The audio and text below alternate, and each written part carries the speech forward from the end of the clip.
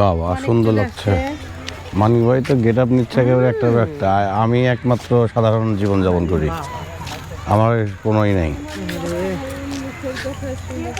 Hello viewers, নতুন আরও একটি ভিডিওতে আপনাদের স্বাগত জানাচ্ছি। আজকে আমরা নেত্রকোনার পথে প্রান্তরে ঘুরে বেড়াচ্ছি, খোলা আকাশের নিচে, ক্ষেত এবং খামারের কাছাকাছি এরিয়া দিয়ে।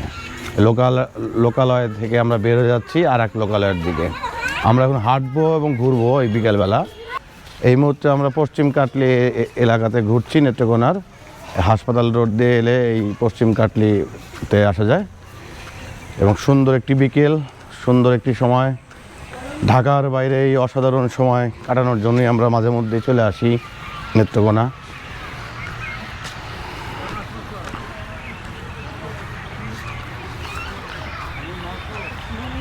সূর্য এখন পশ্চিমে হেলে যাচ্ছে এবং সূর্যের রং এখন অন্যরকম।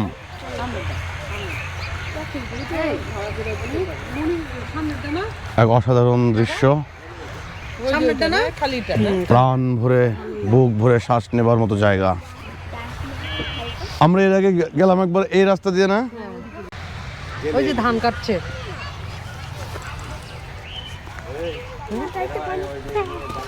বাংলার একটা জিনিস তুলো। হ্যাঁ হ্যাঁ, ধান কাটতেছে যে, এটা তো পাবা না। ওই যাবো ওইদিকে।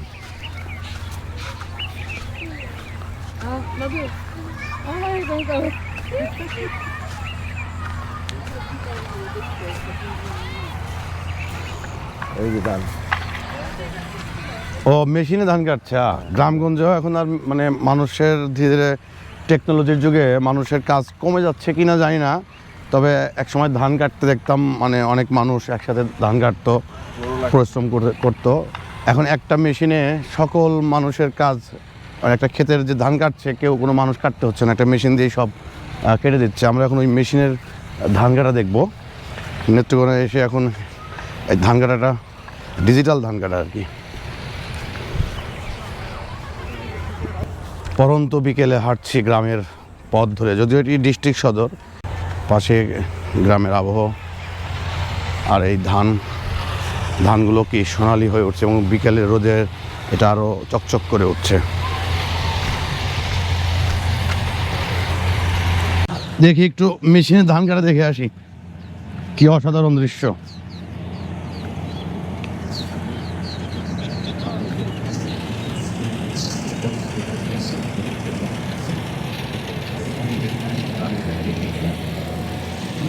तो बारी का गया था हमारा रास्ता। हाँ, এই যে মেশিনে ধান কাটছে, এই যে মেশিন কিভাবে যাচ্ছে।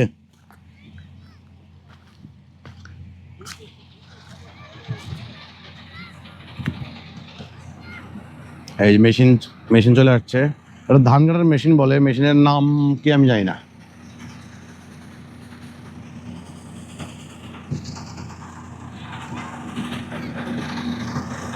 এবং সুন্দরভাবে ক্লিয়ারলি এই হচ্ছে ধান কাটালে।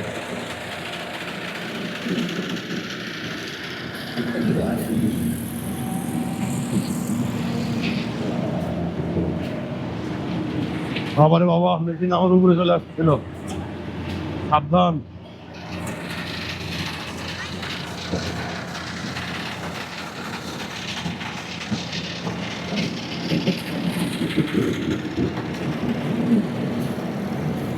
সবচেয়ে মজার বিষয় হচ্ছে মেশিন আবার কিন্তু সিরিয়াল করে রেখে গেছে, মানে মানুষ কাটার পরে যেভাবে গুছাতো ঠিক ওরকম, ঝামেলা নেই আর কি, শুধু মানুষ তুলে নিয়ে যাবে।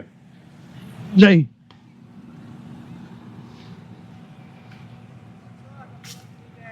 আর এই যে তারাও দাঁড়া দেখছে, পোজ দিয়ে ছবি তুলছে, মানে খুব সেই পুরাতন পোজ এগুলো আর কি। এই যে আমরা এখন ছবি উঠবো, একদম ধান ক্ষেত, পুরো দিগন্ত জোড়া খালি জায়গা। সূর্যের আলো নিভু পশ্চিমে যাচ্ছে সূর্যের আলো, আর আমরা গ্রামের এই পথ ধরে হাঁটছি সবাই মিলে এবং অসাধারণ আনন্দ অনুভূত হচ্ছে এই বুকের ভিতরে। গ্রামের এই জায়গাগুলো ঘোরার একটা আনন্দ আলাদা এবং ফ্রেশ এয়ারে ঘুরতে পারার যে মজা এবং পুরো অন্যরকম লাগে, মানে ঢাকাতে যেটা হয় একেবারে এই শব্দ, বায়ু দূষণ সব কিছু মিলে একটা অস্থির জীবন, সেখান থেকে বের হয়ে আমরা নেত্রকোনায় চলে আসছি এবং কয়েকটা দিন খুবই ভালো কাটাচ্ছি আর কি সময়।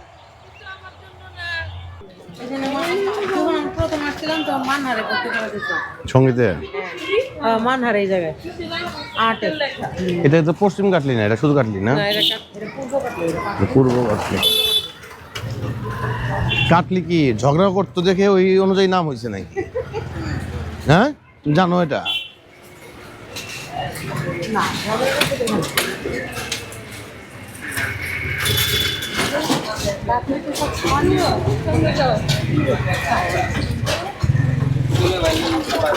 যাও যাও, দুষ্টামি করতে গেছি।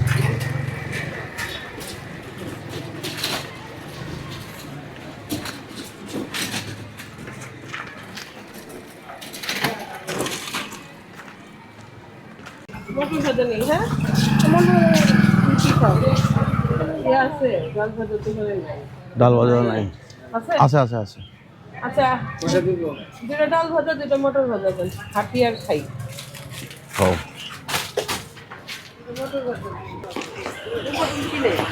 ডাল ভাজা আর কি মটর ভাজা?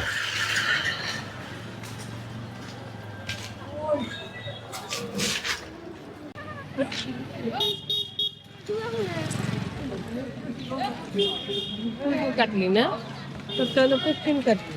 এটা কি পূর্ব কাটলি? কাটলি না তোর কোনো, আমারটা তো পিছনে বাসা কাছে। এই মসজিদের ডিজাইনটা কিন্তু খুব সুন্দর হচ্ছে।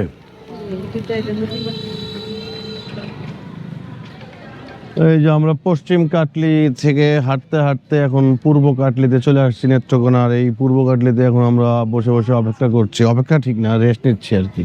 এই তারা অলরেডি টায়ার্ড হয়ে গেছে, অনেকখানি হাঁটছে আর কি, অনেক দূর হেঁটে আসছে। আমরা মূলত নেত্রকোনাকে একটু ঘুরে দেখছি আর কি, এই যে এলাকাগুলো কেমন। এখানে একটা বড় পুকুর আছে, সুন্দর জায়গা, আর এই বসার জন্য সুন্দর একটা জায়গায় এরা বসে পড়েছে।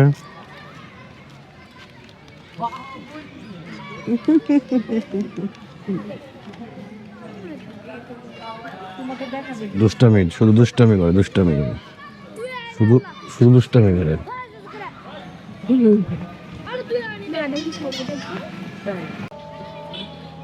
আমরা এখন গরুর দুধের চা খাবো।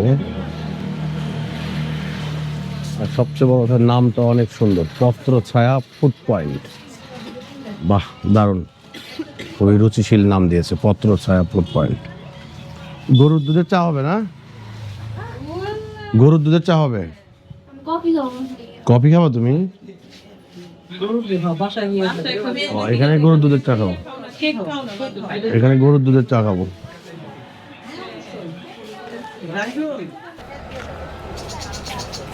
সুন্দর জায়গা কিন্তু এই জায়গাটা, একদম সারি সারি গাছ। আর ভেতরে মনে হয় কি জাদুঘর নাকি? ভেতরে কি? ভিতরে যে এনজিও। ও এনজিও আছে, আচ্ছা। বাংলাদেশ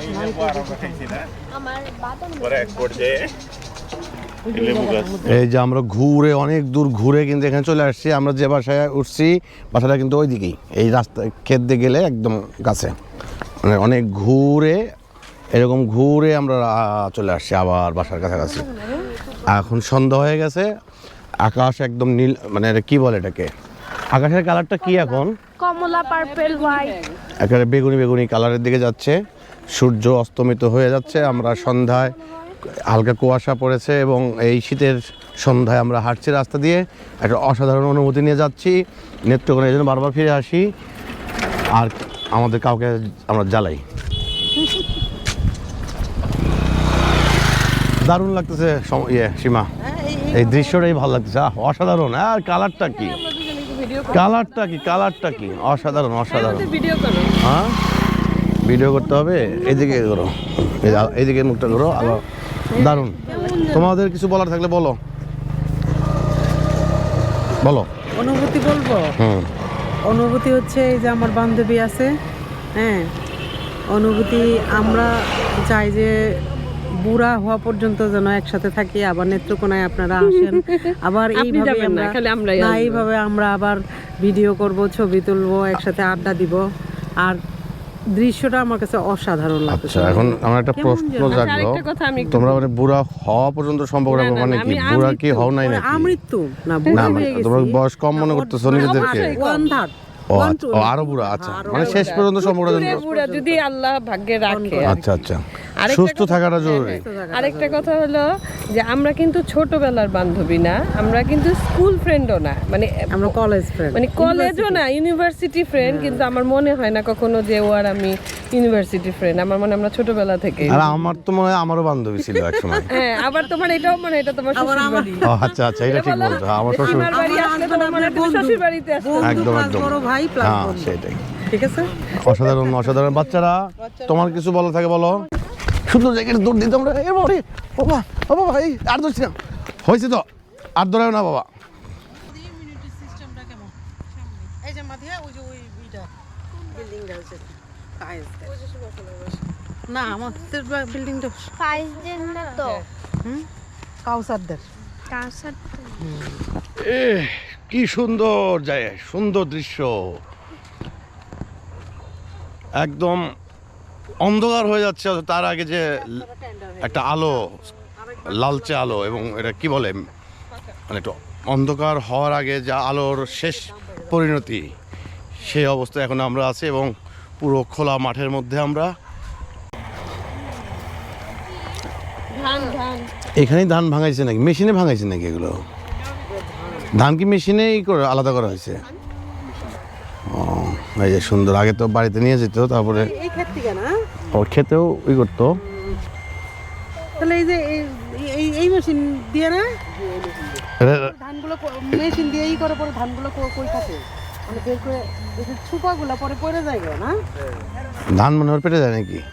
হ্যাঁ ওটাই তো বলতেছি, তখন ধানগুলো কি নিচে পড়ে না যখন কাটে? না এটা ভিতরে হেলা ও মেশিনের মধ্যে ভিতরে একদম। থাকে, মেশিনের ভিতরেই থাকে। বাহ, এক কাজে একবার একসাথে কাজ হয়ে যাচ্ছে সব। তাহলে এই হচ্ছে অবস্থা। আমরা এই যে হাঁটতে হাঁটতে ঘুরতে ঘুরতে অনেক সময় পার করে ফেললাম এবং সন্ধ্যা হয়ে গেল, এখন বাসায় যাচ্ছি। আজকের মতো এখান থেকে বিদায় নিচ্ছি। সবাই ভালো থাকবেন, সুস্থ থাকবেন। আল্লাহ হাফেজ।